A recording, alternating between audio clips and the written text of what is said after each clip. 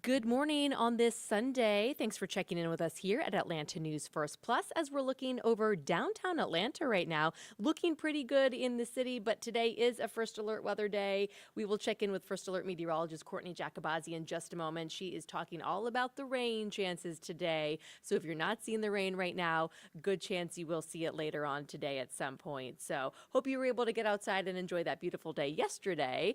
I'm Megan Packer. Again, thanks for checking in with us, here to update you on some of the day's top stories. Of course, the big story that we have been on all weekend long here in Atlanta is the water outage and the water main break emergency after multiple water main breaks across the city. We can tell you that the boil water advisory is still in effect right now. One of the big breaks has been repaired, but a second break is still under repair in Midtown Atlanta right now. If you need to be reminded, this is what it has been looking like here. Water gushing out of the street. This is in Midtown, and the water is still seeping out of the pipes there today as the crews continue to work to get that under control. Mayor Andre Dickens here in Atlanta has declared a state of emergency for the city to allow more access to resources in an expedited fashion, making sure they have enough manpower out there to get this under control. Again, the big repair that kind of started all of this, the big break that happened in Northwest Atlanta. This is here at Joseph E. Bean Boulevard and James P. Raleigh Drive. That's in the Vine City neighborhood. That has been repaired, but the boil water advisory is still in effect out of an abundance of caution. And we have that map that we have been showing you that is showing the affected areas.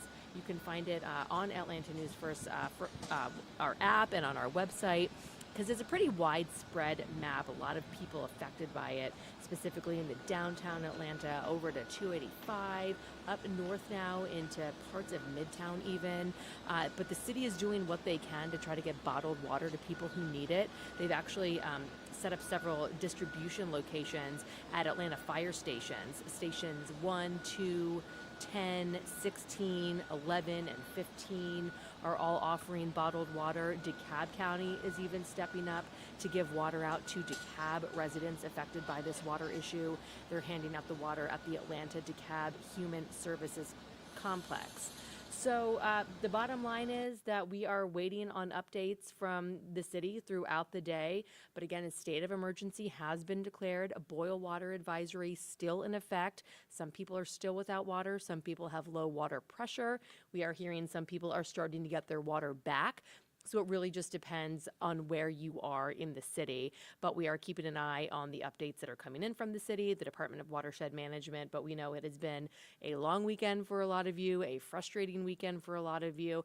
And not only that, but it is playing a part on, big businesses and entities in the area. I can tell you Emory University Hospital Midtown is being forced to make some changes. They are diverting ambulances except for those carrying patients with urgent heart issues.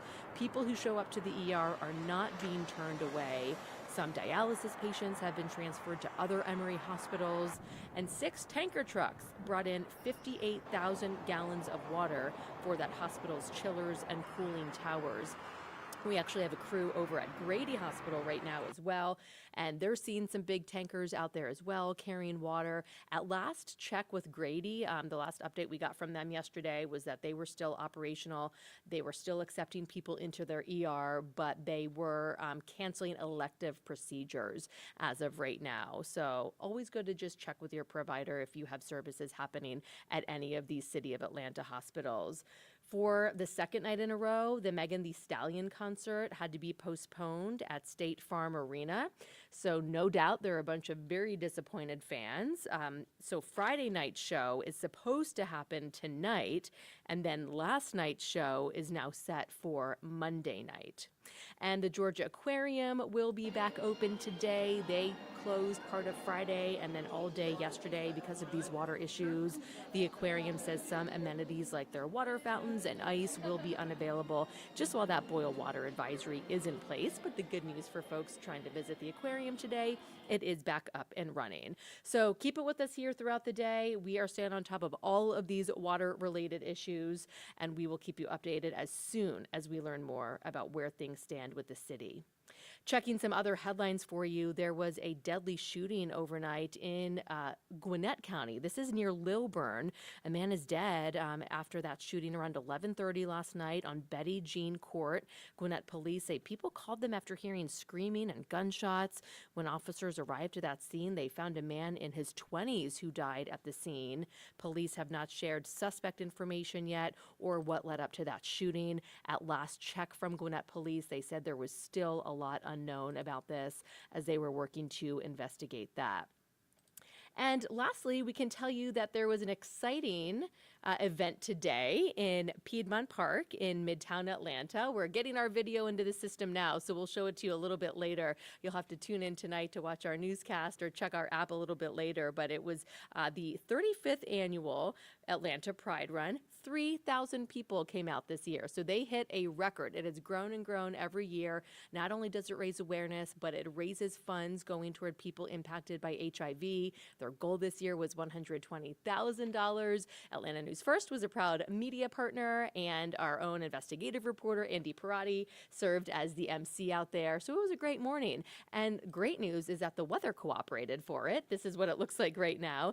In downtown Atlanta, the runners missed the rain, so that is good news. First Alert meteorologist Courtney Jacobazzi is here now to tell us about the rain that will be here eventually, Courtney. Some people already saw it early this morning. Right, yeah, and more people continue to see it this late morning now. And we do have a First Alert weather day today because the rain and storms will continue to push into Metro over the next couple of hours. Definitely moving a little slower than originally anticipated, but nothing wrong with that as you are making your way out and about today. Just keep in mind, especially if you have brunch plans in the early afternoon, it looks like we will have rain and storms start to roll into Metro. So seeing some blue sky out there, which is refreshing considering we didn't see any really yesterday. That kept our temperatures quite cool. We'll be a little warmer because of that sunshine today. But as I mentioned, we do have a First Alert weather day because rain and storms will be widespread as we head through the next several hours. And it does look like new model runs are expecting the day as a whole to be a little stormier than originally anticipated. The afternoon did look mainly dry with the late morning and then again in the evening being the rainiest, but now expect kind of on and off showers and storms to continue all day. So here's a look at kind of the overview of our First Alert weather day. Rain and storms again on and off kind of all day through the rest of the day, but severe weather isn't expected. We could have a strong storm, but severe weather, organized severe weather, not in the forecast. Here's a look at the rain. North Georgia, Floyd, Chattooga County, Fannin, Gilmer, Pickens, Gordon County has had multiple rounds of rain this morning. So wouldn't be surprised if maybe some reports of some localized flooding, some ponding in the roadways up there. But there's that line of storms that's starting to develop back out in Randolph and Cleburne County, Alabama. And that will continue to push off to the east and impact Metro Atlanta over the next several hours. If you're watching this a little later, this is a look at the radar just after 10 o'clock this morning. But showers and storms starting to push into Cherokee County, Bartow County. That'll be moving into Cobb County within the next half hour or so, and then moving into downtown by about 11 o'clock. Let's take you through First Alert Futurecast. So again, by 11, widely scattered showers with a few rumbles of thunder within the mix. And as we head towards 1 o'clock, notice scattered showers and thunderstorms continue. Our humidity is back today, so it will be quite humid. It's going to be a very summer-like feeling afternoon. And with the humidity and with the heat, we'll have those afternoon scattered storms continue. Very summer-like setup we have. And as we head into the evening tonight, storms stay widely scattered. So again, if you have any afternoon or evening plans, dinner plans tonight, just keep in mind within Metro, it does look fairly wet and stormy, so you'll want to have the umbrella with you. Just take it easy on the roads. Just add a little bit of extra time to your plans to account to get to and from with the rain. And then everything will kind of start to dwindle down as we head through the overnight. We'll have maybe a few isolated storms late evening tonight, but through the overnight hours, we should continue to dry out. Temperatures today, 70s for the mountains, where, of course, you've seen quite a bit of rain already this morning. Low 80s for most of us this afternoon after topping out in the upper 70s yesterday. Now, tomorrow, back to work for everyone on a Monday, mostly dry for the morning and mild with temperatures in the mid to upper 60s. And then the afternoon, we'll have scattered storms. So we're giving that the yellow light. Doesn't look like it's necessarily going to be a washout for your evening commute, but you will have to dodge some scattered showers and thunderstorms with highs in the upper 80s. So temperatures are definitely on the climb this week. Pair that with the humidity, it's going to feel feel a little warmer, and again, we're going to have the chance for scattered afternoon storms. As we go through the week, notice we are going to stay unsettled, the 30 to 40% coverage of showers and storms through most of the work week, and it's going to stay hot. Temperatures will be near 90 just about all week long. I think we'll hit 90 Tuesday and Thursday of this week. And all this rain, again, mainly due to the heat of the day. We call that diurnal showers and thunderstorms in the weather world. But Thursday, some of the rain will be out ahead of a cold front, so we'll have a little extra lift with that front moving in.